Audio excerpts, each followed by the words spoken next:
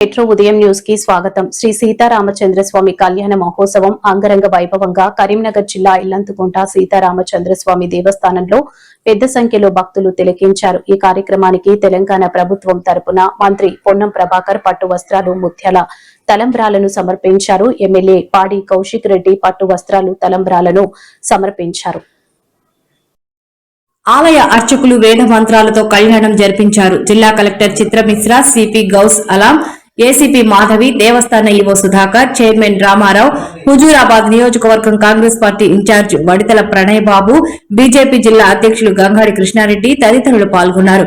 వచ్చిన భక్తులకు ఎలాంటి ఆటంకాలు జరగకుండా రైస్ మిల్లర్ల అసోసియేషన్ తరపున భోజనాలు, మజ్జిగ పంపిణీ చేశారు.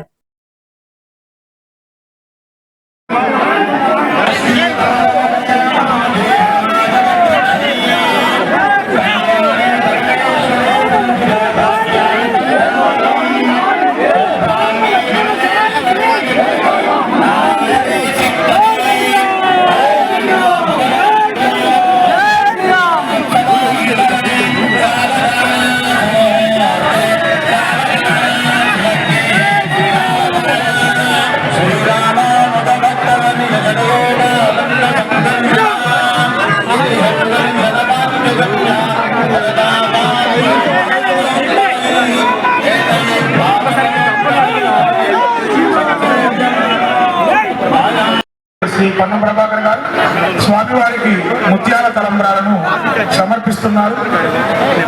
రాష్ట్ర ప్రభుత్వం తరఫున సమర్పించే ముత్యాల తలంబ్రాలు స్వామివారి కళ్యాణానికి వినియోగించబడతాయి.